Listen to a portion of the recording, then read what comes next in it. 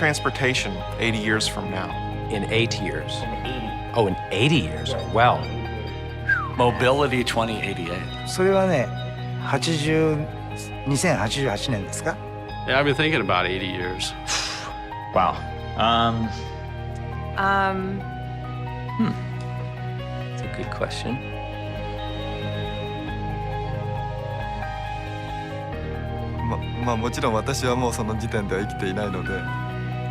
I can speculate, I guess.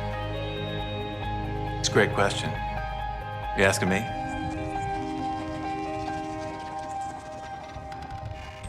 In 80 years, people will go from point A to point B in probably a number of methods. I tend to privilege one specific method, which would be the alpha position of the foot. Walking is certainly great for the environment, certainly great for your health. It's certainly fantastic to discover social spaces. It's a great way to mix. The foot is almost perfect. It's going to take him 80 years to get somewhere? That's pretty long. That's a long walk. When you say 80 years, I think it's a chance to really think big. In 80 years, of course, that's easy. A flying car. They're going to be everywhere. You know, we might all have individual spacecraft that are automatically guided through like Google Maps or something. Jetpacks would be nice. I don't know, personal helicopters. I don't want a jetpack. Imagine taking all the idiots on the road today and putting them up in the air, jetting around. I mean, the collisions would be incredible. People talk about teleportation. That's looking like a possibility. Magnetic levitation is another one. What if we could unlock gravity? Definitely. Well, that's going to happen way before that. I think that's within a few weeks. I would say that's going to happen fast, and people being invisible. I am amazed at the progress that gets made in 10 or 20 years. And so when I think of 80 years, I think, gosh, all kinds of things can be possible. 私事ですけども、実は、この夏に、孫がグランドサンが生まれまして、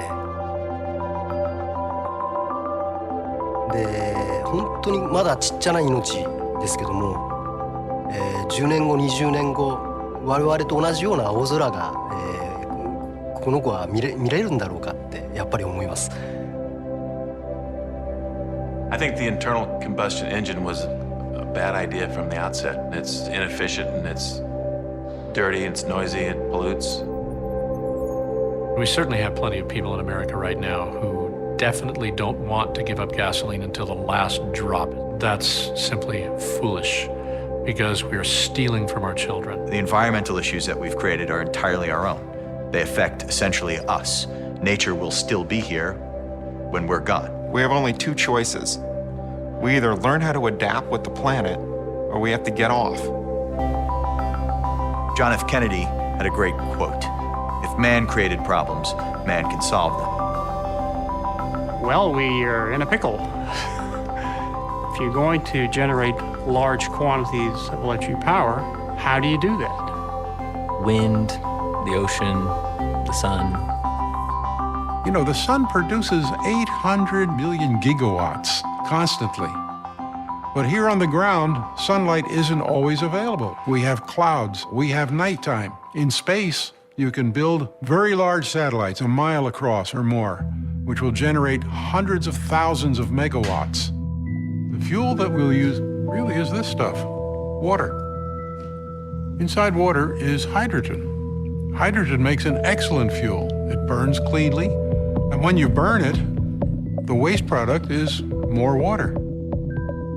The real changes for our society and transportation will not lie just in the fact that we have different fuel systems or different energy sources. How do we use those energy sources? That's really what's going to change our way of living.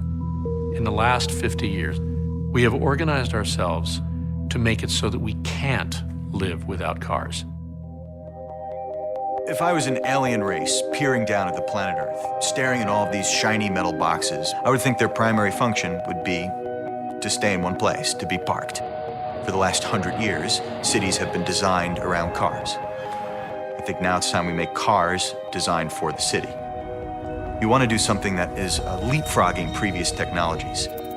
For instance, if you think of the cell phone, it's a fantastic device. And when you measure it against the landline, it's impossible to think, why would I use anything else but a cell phone?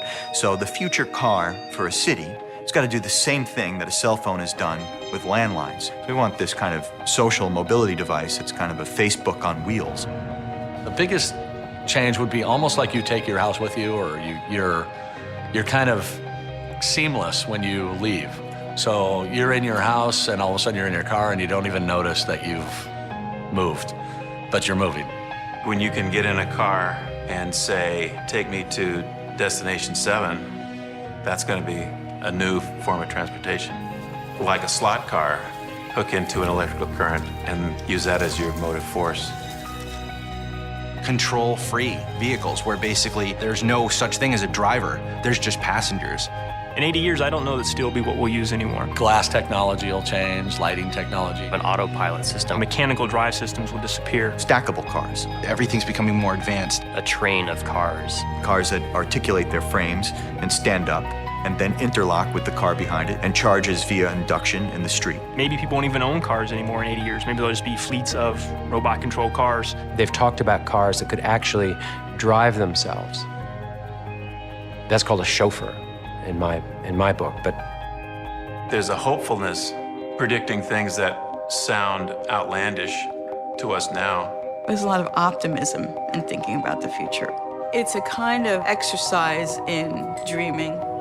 We can do anything. We can do whatever we want to because you could send a dude to the moon, you know? Like, people can clone a goat. They can do a heart transplant. We can do whatever we want to do. People that are known as innovators they've all had the vision to look beyond where they are today and see things that other people couldn't see and see new possibilities and new applications. I'm counting on being surprised. So far, history's never let me down. I've been surprised just from the time that I was a child till now. I'm amazed at watching my own kids and how they're living compared to the way I grew up.